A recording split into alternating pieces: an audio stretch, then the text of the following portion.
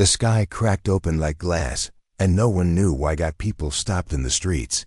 Planes froze mid-air. A strange humming filled the air, low, deep, unnatural. Then, above Earth, shadows began to form. Not clouds, not storms. Something worse, gigantic. Shapes hovered silently in the sky. Their size blocked the sun. Across every major city, New York, Tokyo, Cairo, London, people looked up and forgot how to breathe. These weren't satellites. They weren't from Earth. No message came. No warning. Just cold silence from the ships above. World leaders scrambled to respond, but their systems failed. Communications cut out. Defense satellites went dark. Fighter jets disappeared mid-flight like they were never there. In an underground bunker. In Alaska, an old man opened a locked briefcase. Inside it, a single button glowed red. His hands shook. "They weren't supposed to come yet," he whispered. "Humanity wasn't ready. At least not officially. But somewhere far beneath the deserts of Nevada, something was ready. Something Earth never told the public about. Not even the president. And tonight, it was waking up. Deep under the Nevada desert, a black steel door hissed open. General Elias Cade stepped into a control room that didn't officially exist. It was cold, silent, lit only by glowing blue panels and old command chairs. On the wall behind him, the words, "Phantom Storm, Earth's last option." No one had used this place in 34 years. "Status report," Cade said. A tall woman with gray eyes turned to him. Her voice was calm. "All Ghost-class ships are silent and in position. Global cloaks are holding. They don't know we're here." Good. The enemy thought Earth was still panicking. They had no idea. Hidden beneath oceans, inside icy mountain ranges, and in the shadows of craters on the moon, Earth's secret fleet was waking up. Black ships with no transponders, weapons powered by dark matter cores. Pilots trained in zero-gravity warfare since birth. These weren't just defense forces. They were built for revenge. General Cade walked to the command console. His hand hovered over the launch screen. "They brought war to our planet," he said. "Let's return the favor." He pressed the button. Miles under the Pacific, an enormous ship called Phantom 1 began to rise. It broke through the ocean's surface without sound. Completely cloaked, water rolling off its sleek metal frame. Like silk. Dozens more followed. Ghost-class destroyers, Valkyrie strike cruisers, even orbital cannons disguised as asteroids. In orbit, the alien fleet continued to scan Earth for resistance. They found none, until a single pulse of energy hit their flagship. And then, silence again. The alien commander frowned. What was that? Then 3 more hits. And another, fast, targeted, perfectly timed. Alien systems crashed. Shields dropped. Their largest warship lost power. Then, without warning, it exploded. From the darkness, Earth's hidden fleet finally revealed itself. And for the first time since their invasion began, the invaders realized Earth had teeth. The alien flagship spun helplessly in orbit, flames dancing across its broken hull. It had been the largest ship in their fleet, thought to be indestructible. But Earth destroyed it in under 8 seconds. The other alien vessels scattered, trying to regroup. That's when Phantom 2 uncloaked directly behind their formation. Its plasma cannons glowed hot white and opened fire. 3 alien cruisers went down in the first barrage. Their pilots never even saw what hit them. General Cade stood calmly in the war room, watching the orbital battle unfold on a massive screen. He didn't blink. "Continue formation sweep," he ordered. "Don't let them breathe." From the far side of the moon, another secret fleet emerged. This one faster, lighter, built for close combat. Codenamed Valkyries. They moved like shadows, silent, deadly. Alien commanders screamed for reinforcements, but their signals couldn't get through. Earth had jammed the galaxy's most advanced communication network. Their war tech wasn't just powerful. It was unknown, unpredictable, alien. On the bridge of the alien dreadnought Varish 9, High Commander Varnak stared at the chaos with burning red eyes. "Impossible," he growled. This planet was supposed to fall in minutes. His second in command spoke carefully. "It seems Earth was hiding a military tier we didn't scan." Varnak clenched his jaw. "Then we take it seriously now." With a flick of his hand, Varnak activated Protocol Red Horizon calling in over 50 elite warships from deep space. Meanwhile, below Earth's orbit, inside a Valkyrie ship, a young female pilot named Ava Thorne whispered to herself. "They thought we were weak. Let's show them what we really are." She locked onto 3 alien targets and fired. In the cold silence of space, no one heard the explosions. But across the galaxy, the message was clear. Earth wasn't losing this war. It had just begun to fight. High Commander Varnak stood inside his blood-red command chamber. The walls were alive, literally pulsing with alien energy. His burning eyes watched Earth's secret fleet tear through his. Warships like fire through paper. He had never lost a battle. Never. "This changes nothing," he growled. He raised a hand, and a glowing disk floated before him. "Release the Maulers, all of them." Across space, hidden alien gates opened. From them poured out Mauler-class warships, machines of destruction, the size of skyscrapers, designed to our IP planets apart. On Earth, seismographs spiked. In orbit, radar screens turned red. The sky was falling again, but this time, with fire. Back in Phantom 1, General Cade narrowed his eyes. "They're sending their elite forces now," his officer said. Cade didn't flinch. "Then it's time we respond with ours." The command room dimmed. Cade spoke into a private channel. "Bring them in, all Valkyries. Full wings." A coded signal flew to the moon. From its shadow, 3 massive spear-shaped ships emerged, sleek, dark, humming with invisible power. These were Valkyrie Primes, experimental warships powered by alien tech Earth had quietly stolen decades ago. Each one carried a weapon that had never been tested in real combat. Until now. Ava Thorne, now squad leader, sat in the pilot's seat of Valkyrie Prime 7. Her ship's system whispered, "Locking, Mauler-class target, ready to fire void beam." She didn't hesitate. "Do it." The ship released a silent blast, a beam so thin it couldn't be seen by the eye. But it cut the Mauler in half. And then the 2 halves exploded into black mist. The alien fleet hesitated, for the first time since the invasion began. They weren't sure if they could win. High Commander Varnak slammed his clawed fist into the control table.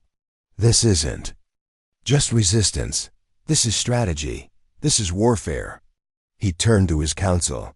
"Earth has been preparing for us, for this exact moment." A low voice in the room answered, "Then we should ask, who told them we were coming?" Silence fell. There was more to this war than invasion. Earth knew too much, and now Varnak wanted to know why. Varnak's Mauler fleet pushed it toward Earth's upper orbit, their weapons glowing with energy strong enough to destroy continents. But Earth's war room remained calm. General Cade stood before a star map, watching the alien fleet's movements. "They're moving just as predicted," said Colonel Reyes beside him. Cade nodded. "Good. Time to spring the trap." He tapped a single control hidden deep within the command system. It sent a silent signal to the far side of the moon.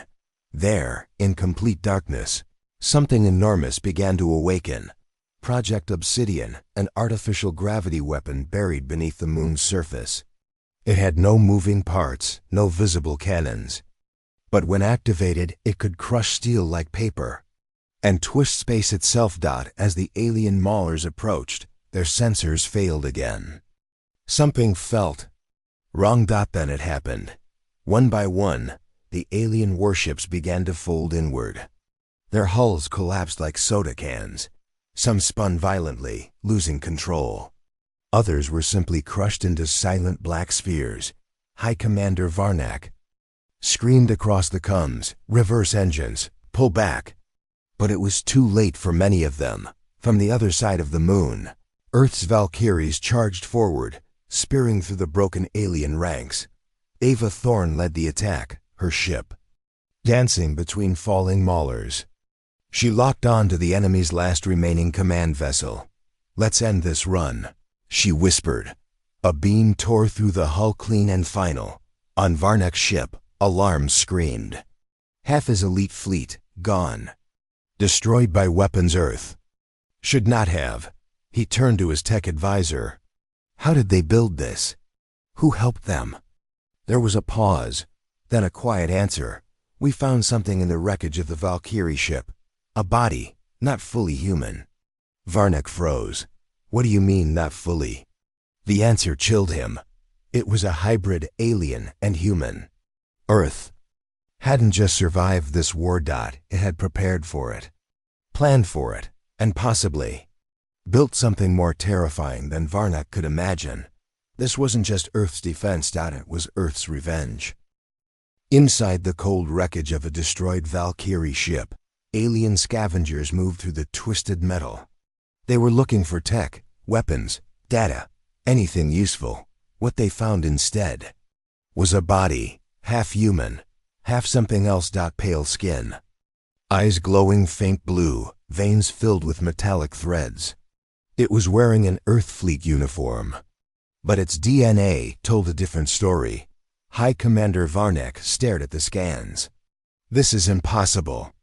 This creature's blood carries our genes." The alien science officer nodded. "It's a hybrid.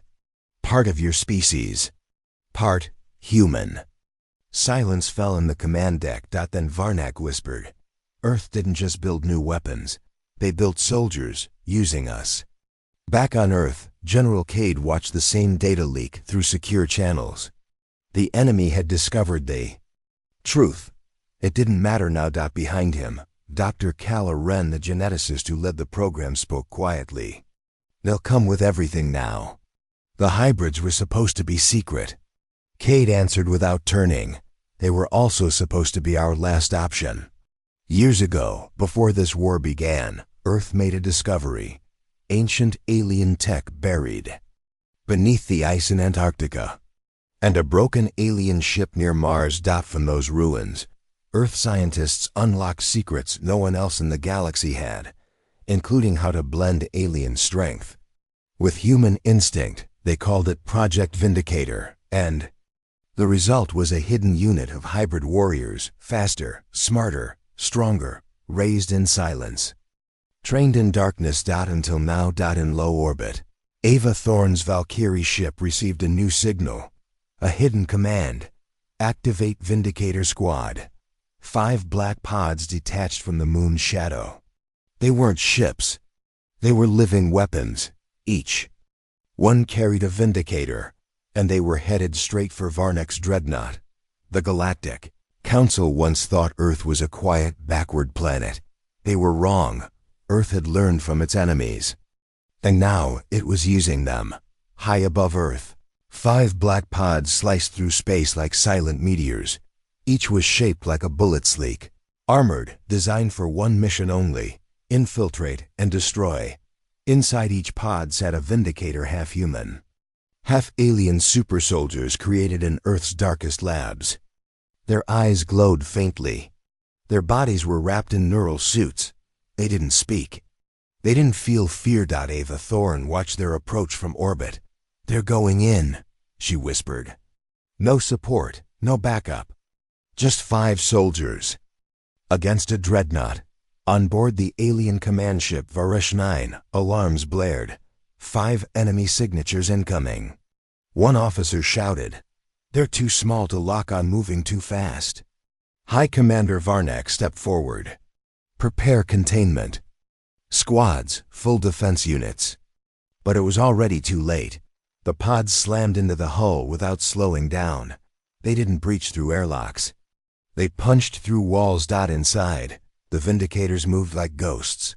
One tore through steel doors with his bare hands. Another released a sonic pulse that fried alien cums. A third cloaked entirely vanishing as she eliminated guards one by one. They weren't just killing. They were disabling the dreadnought, targeting the ship's heart, step by step. And worst of all for the aliens? Their weapons didn't work on them. Alien energy blasts bounced off their armor. Neurodarts had no effect. The Vindicators had evolved beyond pain. Varnak stood in his throne room, surrounded by guards, clutching his staff. Then the lights cut. Out. In the dark, a voice whispered in perfect alien tongue, "We were made from your kind, to end your kind." Varnak spun and saw glowing eyes in the shadows. Back on Earth, General Cade received a final message from the Vindicator squad.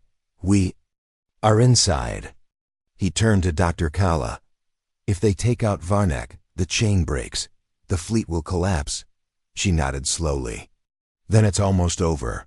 But Cade said nothing, because he knew Varnak wouldn't fall easily, and Earth's darkest gamble was still unfolding. Inside the alien dreadnought Varesh 9, darkness ruled. No alarms, no lights. Just the slow echo of footsteps and the silent hum of broken systems. High Commander Varnak stood alone in the central chamber. His elite guards were gone, dead or scattered. But he still held his ancient war staff, forged on the first day of his empire. "I will not be killed by Earth's puppets," he growled. From the shadows, the lead Vindicator stepped forward. Tall, armored in black biosteel. His face was human, but his eyes glowed with alien fury. "You already lost," the Vindicator said. "We are your future and your end." Varnak roared and charged out. The chamber exploded in motion. Varnak moved. Faster than anyone expected. His staff unleashed arcs of white plasma, searing through walls. But the Vindicator dodged every strike.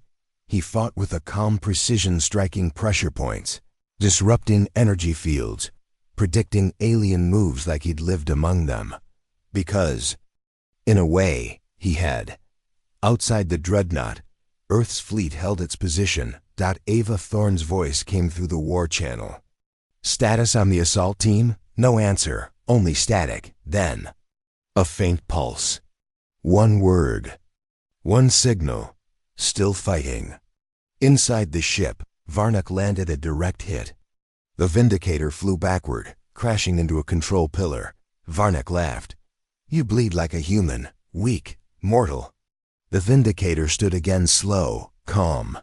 His helmet retracted, revealing scars, proof of Earth's experiments, of pain, of survival. "I was made to bleed. But I was also made to finish this." He raised a hand. A final weapon activated, something Earth had stolen from the alien war vaults. A gravity knife forged from dark matter. He rushed forward. Varnak's scream echoed through the halls.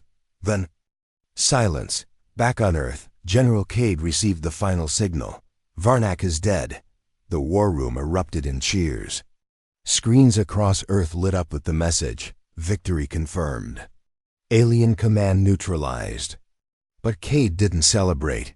He stared at the screen, because he knew this wasn't the end. This was just the fall of a general. The real threat, the Galactic Council, had just felt Earth's punch. And now they would come. The alien fleet scattered in chaos after Varnak's death. Ships fled to deep space, hulls smoking, and engines failing. But Earth's victory was bitter. General Cade stood on the command bridge, watching the last enemy vessels retreat. "We won the battle," he said quietly, "but not the war." Dr. Kala approached, her face pale but determined. "They'll send more. The Galactic Council will respond faster, harder." Cade nodded. "We need to prepare differently this time." Behind them, a hidden screen flickered. A shadowy figure appeared, a member of the Galactic Council. Cold eyes stared directly at Earth. "This planet has upset the balance," the figure said. "And now it must be contained." Meanwhile, on Earth, Ava Thorne and her Valkyrie squad repaired their ships. She looked up at the stars. We've shown them what we can do. Her voice was steady. But this is only the beginning. Far beyond Earth's atmosphere, new fleets gathered. The Galactic Council was watching, and they were ready to strike back. The screen faded to black. The message was clear. Earth's secret war was far from over. Earth was silent, but beneath that silence, a storm was building. General Cage stood before the Galactic Council's hologram, projected in the heart of Earth's new space command. The Council's envoy spoke coldly. You have defied us. But this war will not end with one victory. Cade's voice was firm. Earth will fight, and Earth will win. Far away, deep in the shadows of space, new ships formed. Not just alien warships, hybrids like the Vindicators, but stronger. Deadlier. They were the Galactic Council's next weapon, but Earth had learned. Scientists raced to improve. Project Vindicator. Warriors trained in secret. New weapons forged from the ashes of battle. Ava Thorne prepared for the next fight. Standing on the bridge of Valkyrie Prime 7, she looked up at the stars. This is only the beginning, she said. The stars blinked. Back, a galaxy-wide war was coming, but Earth was ready, because Earth had its secret fleet. And now, it was time to show the galaxy what humanity really was.